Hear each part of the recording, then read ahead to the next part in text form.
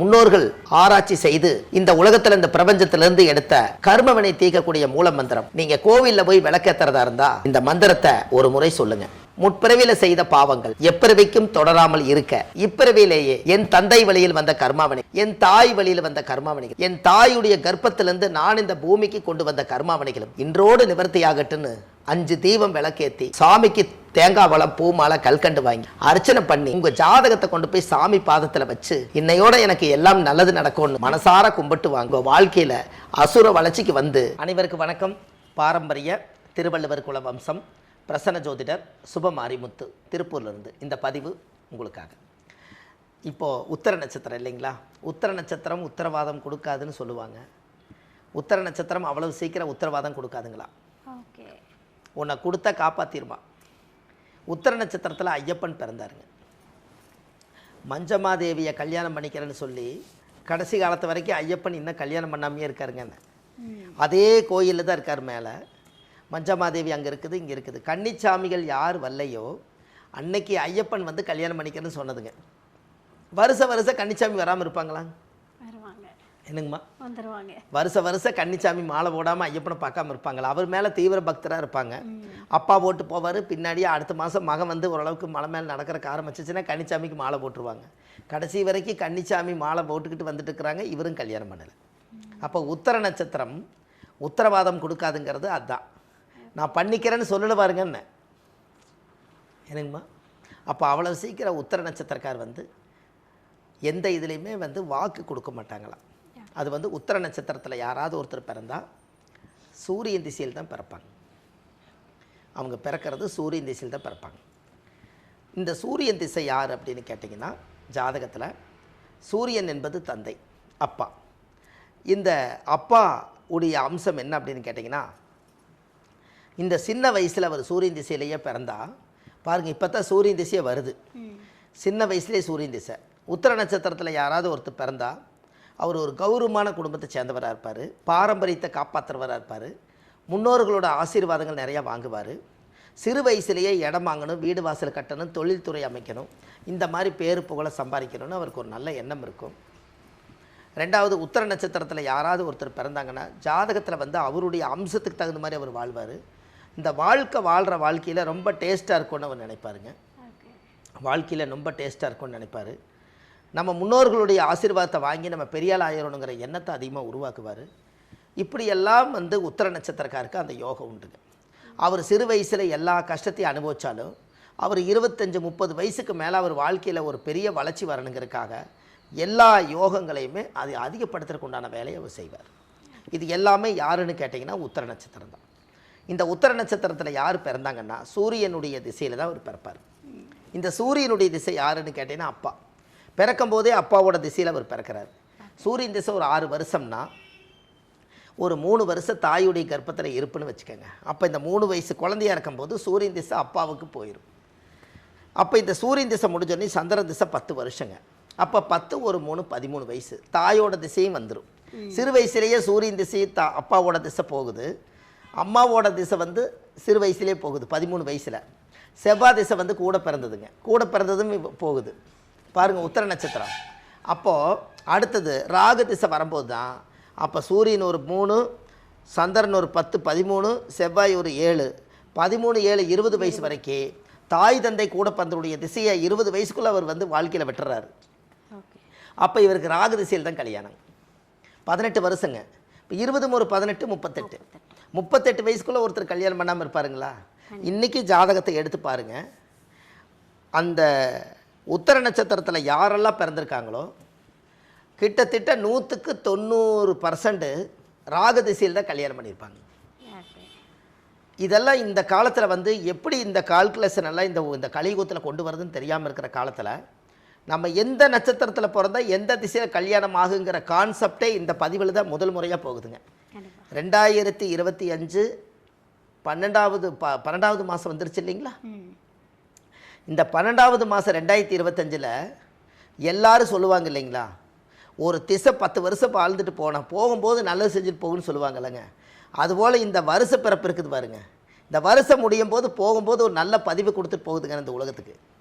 ஏன்னா இந்த கால்குலேஷன் இது வரைக்கும் யாருமே அதை கொண்டு வந்து இது மக்களுக்கு கொஞ்சம் சேர்த்திருந்தாங்கன்னா எல்லாத்துக்குமே எந்த திசையில் நம்மளுக்கு கல்யாணம் ஆகுங்கிறத மக்கள் இது ஏதாவது கொஞ்சம் யோசிச்சு பார்த்துருப்பாங்க. இது வரைக்கும் எந்த ஒரு பதிவிலையுமே இது ஒன்று மட்டும் கொண்டு வர முடியல. காரணம் என்னென்னா அந்த கால்குலேஷன் தெரியணுமில்ல.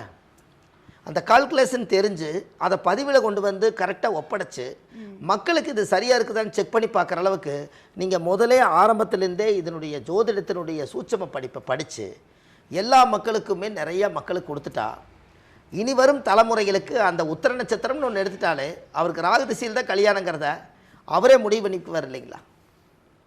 என்னங்கம்மா? அது இன்றைக்கி தெரியாமையே போயிடுச்சு இல்லைங்களா?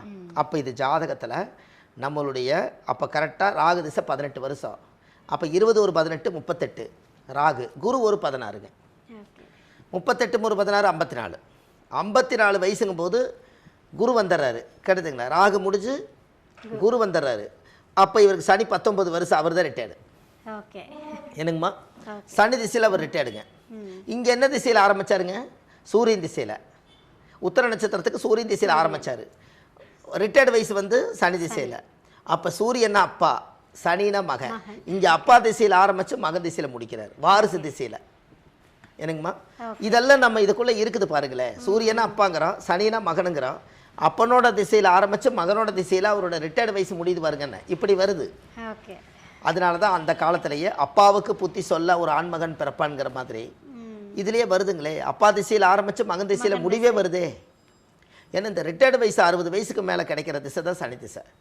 அப்போ இவருக்கு இந்த சனி மகா திசை இவருடைய வாழ்க்கையில் இடம் தடம் வீடு வாசல் சொத்து சொகை எல்லாம் தேடி குழந்தைகள், இவருக்கு பிறக்கிற குழந்தைகள் எல்லாம் 2-3 குழந்தைகள் பிறக்கும்.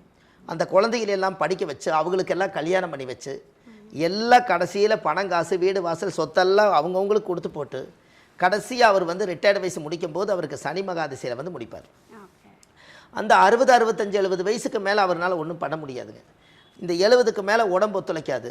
என்னமோ இருக்கிறத வச்சு சாப்பிடுவோம், இருக்கிறத காப்பாற்றி வைப்போம், வாழ்க்கையில் ஒரு மாற்றங்கள் பிறக்கட்டும், இப்படியே காலங்கள் அவருக்கு போயிடும். அப்போ ஜாதகத்தில் வந்து முன்னோர்களுடைய வம்சாவளியில் இந்த கர்மாவை எல்லாம் கழிக்கிறதுக்கு தான் இந்த உத்திர நட்சத்திரத்தில் பிறப்பாங்க. இந்த உத்திர நட்சத்திரத்தில் நீங்கள் பிறந்த உடனே ஜாதக ரீதியாகவே நம்ம முன்னோர்களுக்கு என்னெல்லாம் பிடிக்குமோ அதெல்லாம் அவர் செய்துட்ருப்பார். அப்போ இந்த ஜாதகத்துக்கு அடிப்படையாக வச்சு பார்த்தா இந்த உத்திர நட்சத்திரத்தில் சூரியன் திசையில் பிறந்து அந்த 6 வருஷத்துலேருந்து 60 வயசு வரைக்கும் அவர் வாழ்க்கையில் பெரிய அளவுக்கு முன்னுக்கு வரணும், சமுதாயத்தில் பேர் புகழை சம்பாதிக்கணும், சூரியன்னா அரசாங்க உத்தியோகங்கள் கிடைக்கணும், வாடகை வாங்கி சாப்பிடணும், அப்பார்ட்மெண்ட்டு கட்டி விடணும், மலை மேலே வீடு கட்டணும். இந்த எண்ணமெல்லாம் உத்திரம் யோசிக்கும். என்னங்கம்மா? முருகனுடைய ஐயப்பனுடையது. ஆமாங்க, ஐயப்பன் வந்து மலை மேலே யோசிக்கும். அது உயர்ந்த எண்ணம் தானே உங்களுக்கு? அது என்னங்கம்மா? அந்த உயர்ந்த எண்ணம் இருக்கிறனால அந்த வேலை செய்யும். அப்போ அது சாதகத்தில் பாருங்கள், அதனுடைய கர்மா அது எப்படி இருந்தாலும் இழுத்துட்டு போய் கண்டு போய் உயர்ந்த இடத்துல விட்டு. ஏன்னா இருக்கிற திசையிலேயே சூரியன் திசை தான் பெரிய திசை. இந்த உலகத்தில் சூரியன் இல்லைன்னா இந்த பிம்ப ஒளி இல்லைங்க. கண்டிப்பாக. அப்போ காலையில் ஒரு தாவரம் வந்து மலரணுங்கன்னா, ஒரு தாவரம் வந்து காலையில் மலருன்னா கூட இந்த சூரியனுடைய ஒளி பட்டாத்தான் தாவரம் மலருது. அதனால தான் வீட்டில் வந்து என்னதான் இருந்தாலும் வீட்டில் ஒரு அப்பாங்கிறது ஒருத்தர் இருந்தால் தான் அந்த இடம் வெளிச்சத்துக்கு வருங்க. அப்பாவோட அருமை அவர் அப்பாவானதானே அவருக்கு தெரியும்.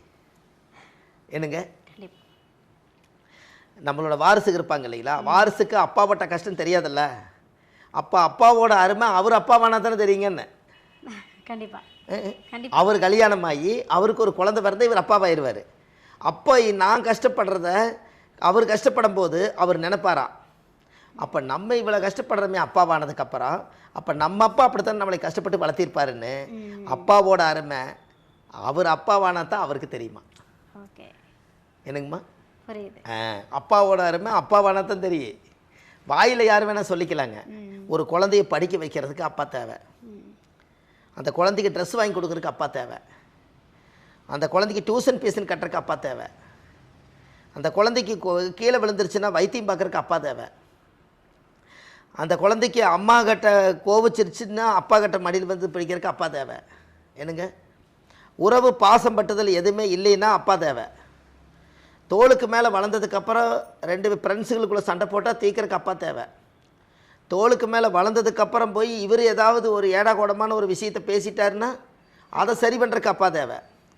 அப்புறம் அதெல்லாம் முடித்து கடைசியில் 20 வயசாகி இளமையில் அரும்பு மீசை குறும்பு உண்டாகுமா? என்னங்க? ஆமாம், அரும்பு மீசை குறும்பு உண்டாகுமா? அதை சரி பண்ணுறதுக்கு அந்த குறும்பு அடக்கிறதுக்கு அப்பா தேவை.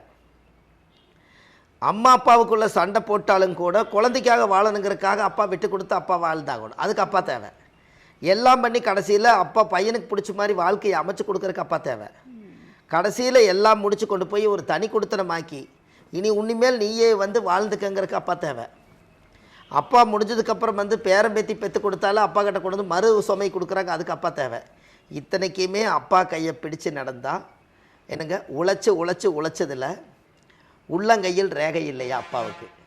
அவ்வளவு தூரம் அப்பாவுக்கு தேவைக்கும் போது அப்போ இந்த உலகத்தில் அப்பா ரொம்ப முக்கியம் இல்லைங்களா?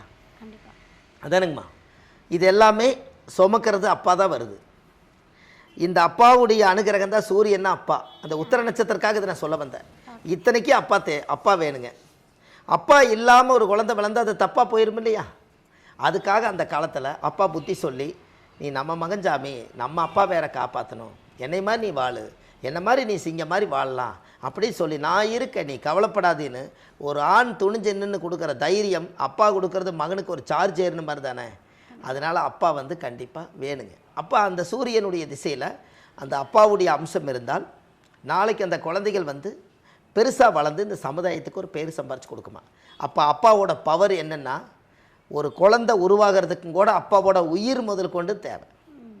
அம்மாவுக்கு அப்பாவோட உயிர் கரு போய் அம்மா கர்ப்பத்தில் வச்சுத்தான் நீ இந்த உலகத்துக்கு வந்திருப்ப. அதனால் வந்து தோளுக்கு மேலே வளர்ந்தாலும் எதுக்கு மேலே வளர்ந்துருந்தாலும் தாய் தந்தையை மட்டும் மதிச்சிட்டாலே அந்த ஜாதகத்துக்கு சூரியன் சந்திரன் வேலை செய்ய ஆரம்பிச்சிருக்கேன்னு என்னங்கம்மா. தாய் தந்தையை மதிச்சிட்டா இந்த 2 பேர்த்துக்கு நீங்கள் எதிரியாகக்கூடாதுன்னு ஜாதகம் சொல்லுது. சூரியனா அப்பா, சந்திரனா அம்மா. காலையில் பகல் பூரா சூரிய ஒளியில் வாழ்கிற, இரவில் சந்திர ஒளியில் வாழ்கிற. இந்த 2 ஒளிக்கு நீ எதிரியாக இருந்து எப்போ நீ வாழ போகிற? என்னங்கம்மா, இது ஏதாவது மாற்று கருத்து இருக்குதுங்களா? மீதி இருக்கிற கிரகங்கள் எல்லாம் கண்ணுக்கு தெரியாமல் ஒளி வருது. அதனால் அப்பாவுடைய அம்சம் இது ஒரு தப்பாக இல்லாமல் வாழ்கிறதுக்கு அப்பாவோட அருமை வேணும் இல்லைங்களா? அப்பான்னு சொன்னங்காட்டி இஷ்டியே வருது இல்லைங்களாம்மா? பரவாயில்ல, இது மாதிரி நிறைய சொல்லுவோம். இருந்தாலும் அந்த சூரியனுடைய திசையில் இந்த கணக்கு இருக்கிறனால இவருக்கு ஒரு கோயில் ஒன்று கொடுத்தோம்னா அந்த கோயிலுக்கு அவங்க போயிட்டு வந்தாங்கன்னா அவங்க ஜாதகத்தில் பிறந்த நட்சத்திர தோஷ நிவர்த்தி ஆயிரும். வாழ்க்கையில் ஒரு மறுமலர்ச்சி ஏற்படும். ஒரு மிகப்பெரிய மாற்றத்தை உருவாக்குவார். வாழ்க்கையில் ஒரு நல்ல மாற்றங்கள் வரும். அது எல்லாம் கண்டிப்பாக பார்க்கலாம். உத்தர நட்சத்திரக்காரர் உத்தரவாதம் கொடுக்க மாட்டார். அப்படி உத்தரவாதம் கொடுத்தா கண்டிப்பாக காப்பாற்றுவார்னு சொல்லி உத்தர நட்சத்திரம் என்றைக்குமே புனிதமான நட்சத்திரங்க. ஓகே, சூப்பர் ஐயா. அதாவது வந்து ஒரு தாய் தந்தையுடைய அருமைகளை வந்து ரொம்ப அழகாக எடுத்து சொல்லியிருக்கீங்க. ஒரு சிம்பிளான ஒரு எடுத்துக்காட்டு ஒன்று சொன்னீங்க. சூரியனும் சந்திரனும் இல்லைன்னா இந்த உலகத்துக்கு சூரிய ஒளி. ஆமாம், அப்பாவை மதிக்கிறதுக்கு ஒரு அடையாளம். சூரிய ஒளி வந்து சூரிய ஒளியில் அப்பாவோட ஒளியில் நீ வாழ்கிற, பகலில் அப்பாவோட ஒளியில் வாழ்கிற, இரவில் அம்மாவோட ஒளியில் வாழ்கிற. இந்த 2 ஒளியும் இல்லாமல் பிரபஞ்சத்தை எதுக்க யாரால முடியாது. ஆமாம், கண்டிப்பாக. எப்படி ஒரு அழகான விளக்கத்தை கொடுத்து வந்து பார்த்துக்கிட்டு இருக்கக்கூடிய உத்திர நட்சத்திரக்காரர்களுக்கு வந்து ஒரு தெளிவான விளக்கத்தை கொடுத்துருக்கீங்க. இனிமேல் வந்து அவங்க வந்து அம்மா அப்பா வந்து ரொம்ப கேரிங்காக பார்த்துப்பாங்க அப்படின்ட்டு நானும் நம்புகிறேன். அடுத்த நட்சத்திரக்காரங்களுக்கு உங்ககிட்ட நிறைய விஷயங்களை கேட்டு தெரிஞ்சுக்கிறேன். நன்றி. சரிம்மா, ரொம்ப நன்றிம்மா. வணக்கம். உத்திர நட்சத்திரம் ஐயா, இந்த உத்திர நட்சத்திரத்துக்கு நீங்கள் பலன்கள்லாம் சொல்லிட்டீங்க. ஸோ பிரச்சனைகள்லேருந்து விடுபடணும்னா கோவிலை போய் வழிபட்டுட்டு வாங்கன்னு சொன்னீங்க. நான் எந்த கோவில் நம்ம இன்னும் சொல்லலை, சஸ்பென்ஸாக வச்சுருக்கீங்க. சரி, ஓகே. இவங்க போய் வழிபட்டுட்டு வரக்கூடிய அந்த கோவில் எது? சரி, ரொம்ப சந்தோஷம். இந்த உத்திர நட்சத்திரம் உத்தரவாதம் கொடுக்காதுன்னு சொன்னேன் இல்லைங்களா? அப்பேற்பட்டவரே இந்த கோயிலுக்கு போயிட்டு வந்தால் உத்தரவாதம் கொடுப்பார். அப்பேற்பட்ட பவர் வந்து ஜாதகத்தில் இருக்குதுங்க. இதில் மெயினாக என்னென்னு கேட்டிங்கன்னா, உத்திர நட்சத்திரத்தில் பிறந்துக்கிறவங்க உத்திர நட்சத்திர கோயிலே ஒன்று தமிழ்நாட்டுக்குள்ளே ரகசியமாக இருக்குதுங்க. இந்த கோவிலுக்கு போயிட்டு வந்தால் அவங்களுக்கு உத்திர நட்சத்திர தோஷம் நிவர்த்தியாகும். அது என்னன்னு கேட்டிங்கன்னா, திருச்சி மாவட்டம் லால்குடி பக்கத்தில் இடையாற்று மங்கலம், அதாவது திருச்சி பக்கத்தில் லால்குடி பக்கத்தில் இடையாற்று மங்கலம்ங்கிற ஊரில் மங்கள ஈஸ்வரர்னு ஒரு கோயில் இருக்குது. அந்த கோயிலில் போய் சாமிக்கு தேங்காய் பழம் பூமாலை கல்கண்டு வாங்கி அர்ச்சனை பண்ணி அந்த கோயிலில் போய் சாயம்பட்டு வந்தால் உங்கள் வாழ்க்கையில் பட்ட கஷ்டமெல்லாம் தீர்ந்து வாழ்க்கையில் ஒரு நல்லதே நடக்குங்க. இதை செஞ்சுட்டு வாங்க. வாழ்க்கையில் பெரிய முன்னேற்றங்கள்.